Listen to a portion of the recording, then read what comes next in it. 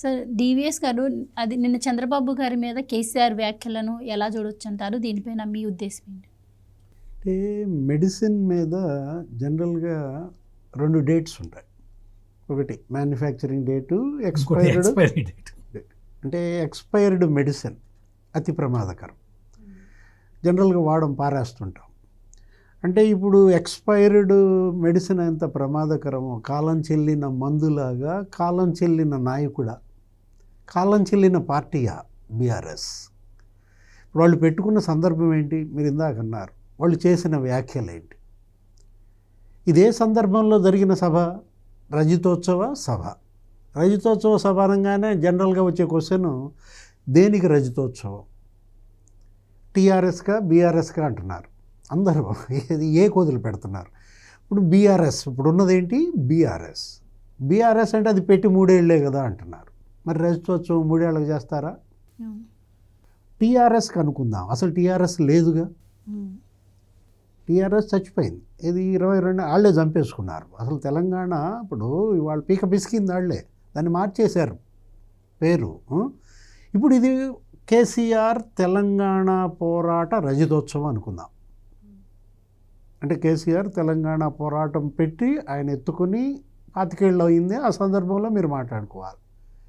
ఇవాళ మళ్ళా చంద్రబాబుని బూచిగా చూపించి మళ్ళా ప్రజల్లో ఒక రకమైన అపోహలు, మళ్ళా విద్వేషాలు రగిలించితే తప్ప బీఆర్ఎస్కి బతుకులేదా?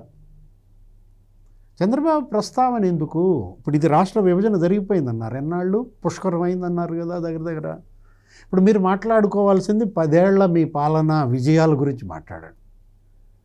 2 టర్మ్స్ నువ్వేం సాధించావో చెప్పు, గుర్తు చేయి, ప్రజలకు అది ఇంకా ఎక్కించు.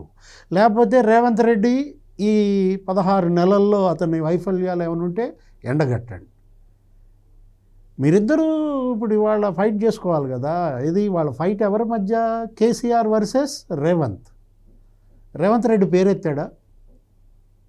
అసలు రేవంత్ రెడ్డి పేరే ప్రస్తావించాల. భయమా, అసూయ, ఏదో అక్కస? ఇందాక సత్యమూర్తి గారు చెప్పినట్టుగా ఇవాళ ఆయన దిశానిర్దేశం చేయాలి. చాలా రోజుల తర్వాత బయటకు వచ్చారు.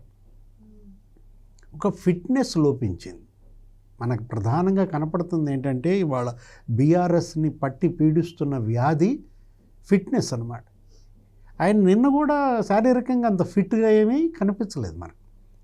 ఆయన నడిచేటప్పుడు కానీ, వేదిక ఎక్కేటప్పుడు కానీ, లేకపోతే హెలికాప్టర్ దిగేటప్పుడు కానీ, హెలికాప్టర్ ఎక్కేటప్పుడు కానీ ఒక 2-3 పట్టుకుని తీసుకెళ్ళటం, తీసుకురావటం. అంటే ఏంటి, ఆయన ఇంకా కోలుకోలేదు. గతంలో మొన్న ఏదో ఛానల్ డిబేట్లో కూడా కేటీఆర్ అదే చెప్పాడు. 71 ఏళ్ళు ఆయన బయటికి రండి అని పిలవబాకండి పొద్దాక. ఆయన ఇంకా శక్తి కూడా తీసుకుంటున్నారు. అంటే ఈరోజు కేసీఆర్ ఈ 4 ఏళ్ళు పార్టీకి దిశానిర్దేశం చేయగలడా? రాబోయే ఎన్నికను ఆయన ఎదుర్కోగలడా? ఆయన నాయకత్వంలో బీఆర్ఎస్ రాబోయే ఎన్నికల్లో మరి సిద్ధపడగలదా? ప్రశ్నార్థకాలు ఇవన్నీ కూడా. రాష్ట్ర వ్యాప్త పర్యటన చేయగలడా?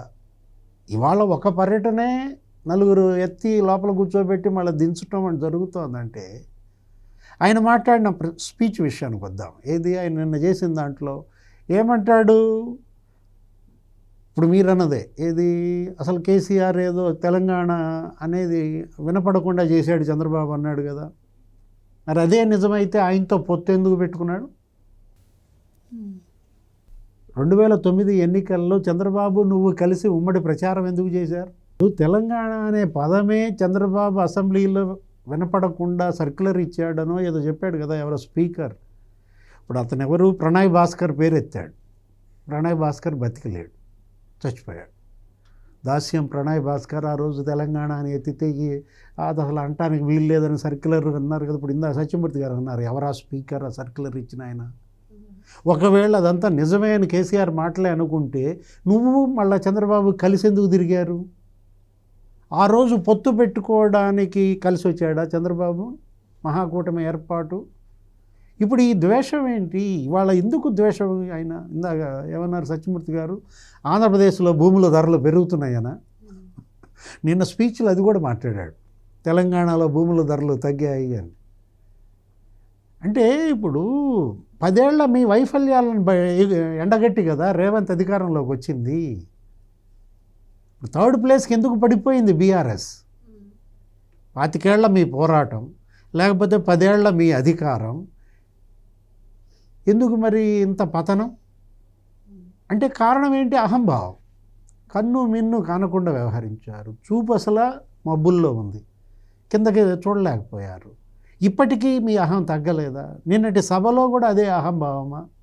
ఆయన స్పీచ్లో కానీ నిన్నేంటి స్వాగతోపన్యాసం ఎర్రబల్లి దయాకర్ రావు చేస్తారన్నారు.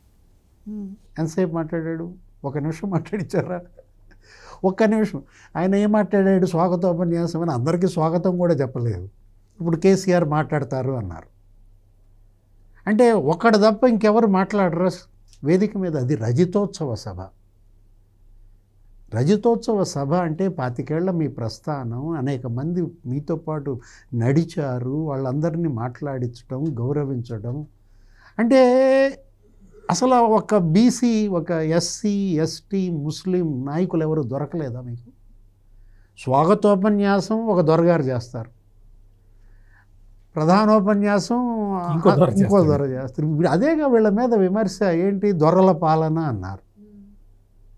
అక్కడ ఇప్పుడు సత్యవతి రాథోడ్ మహిళ, ఒక ఎస్టీ ట్రైబల్ లీడర్, ఆమెతో స్వాగతోపన్యాసం చేపించవచ్చు కదా. గతంలో మీ ఫస్ట్ టెన్యూర్లో 5 ఏళ్ల మొదటి మీ పాలనపై అదే విమర్శ. ఒక మహిళా మంత్రి కూడా లేకుండా 5 ఏళ్ళు నడిపేవాని. అంటే ఇప్పటికీ వీళ్ళల్లో మార్పు లేదా? ఇప్పుడు 16 నెలలుగా నువ్వు ప్రతిపక్షంలో ఉండి ఏమాత్రం మార్పు చూపకుండా అటు పార్టీలో ఇటు దీంట్లో, అంటే శాసనసభకే వెళ్ళని ఈయన ఒకసారో 2 సార్లు వెళ్ళాడు అసెంబ్లీకి, అంతే. అది కూడా వెళ్ళి ఊరినే కూర్చుని 2 నిమిషాలు ముళ్ళ మీద ఉన్నట్టుగా ఉండి వచ్చేసాడు. ఫామ్ హౌస్లో నుంచి బయటికి రాని పరిస్థితి. అది సీఎంగా ఉన్నప్పుడు ప్రగతి భవన్లో, ఫామ్ హౌస్లో బందీ. ఇప్పుడు ప్రతిపక్షంలో ఉన్నా మీరు ఇంకా ప్రజల్లో తిరగరా, ప్రజల్లోకి రారా? అదేమంటే నిన్నేమన్నాడు? అసెంబ్లీకి రాడే అని అడుగుతున్నారు నన్ను. అసెంబ్లీలో మా వాళ్ళు అడుగుతున్న ప్రశ్నలకే జవాబులు చెప్పలేకపోతున్నారు, రేపు నేను వచ్చి అడగాల అంటున్నాడు. నేను వచ్చి అడగాల అని అన్నాడంటే రేపు కూడా రాడనమాట. ఇప్పుడు దాకా ఏమనుకున్నామంటే ఈ సభ తర్వాత అసెంబ్లీకి వస్తాడేమో, మళ్ళా పాత కేసీఆర్ కనపడతాడేమో, పోరాట యోధుడిని చూద్దాం అనుకుంటే అతను ఏమన్నాడు నిన్న స్పీచ్లో? గాడిదలకి గడ్డేసి బర్రెల్ని పితికితే పాలు వస్తాయా అన్నాడు. ఎవరు గాడిదలు? కాంగ్రెస్ వాళ్ళు గాడిదలా? సరే, ఒకవేళ మీరు కాంగ్రెస్ వాళ్ళని గాడిదలు అంటే అవమానం ఏదో వాళ్ళది. ఇప్పుడు గాడిదలకి గడ్డేసి అంటే మరి మీకు కూడా గడ్డేశారుగా. ఈ గాడిదలకు కూడా 10 ఏళ్ళు గడ్డేశారు అదే ప్రజలు. ఏం పాలు పితికారు? ఏం పాలు వచ్చాయి? అంటే ఈ విధమైనటువంటి మాటల ద్వారా ఆయన ఎవరిని అవమానిస్తున్నాడు? ప్రజలనా? గాడిదలకి గడ్డేసేలాగా తెలంగాణ ప్రజలు కేసీఆర్ కంటికి కనపడుతున్నారా? అదే ద్వేషం, అదే అహం చంద్రబాబు పైన కావచ్చు, ఆంధ్ర పైన కావచ్చు. గతంలో ఎన్నికలప్పుడు అట్లాగే అవహేళన చేశారు. ఏమని? సింగిల్ రోడ్డు ఉంటే ఆంధ్ర, డబల్ రోడ్డు ఉంటే తెలంగాణ అన్నది ఇదే కేసీఆర్. ఇంతకుముందు అక్కడ 1 ఎకరం అమ్మితే ఇక్కడ మనకి 10 ఎకరాలు వచ్చేది. ఇప్పుడు ఇక్కడ మన దగ్గర 1 ఎకరం అమ్మితే ఆంధ్రాలో 10 ఎకరాలు వస్తుంది అన్నది కూడా కేసీఆర్. అంటే ఆంధ్ర నాశనం కావాలా? ఈ ద్వేషం ఏంటి? ఆంధ్ర నాశనకర్త జగన్మోహన్ రెడ్డి అక్కడ సీఎంగా ఉండాలా? అంటే జగన్మోహన్ రెడ్డి సీఎంగా లేకపోయేసరికి వీళ్ళకి అసలు కంపరంగా ఉందా? వీళ్ళు ఓడిపోయిన బాధ కన్నా జగన్ ఓడిన బాధ ఎక్కువ కనబడుతోంది వీళ్ళల్లో. Please subscribe to Leo news for more videos.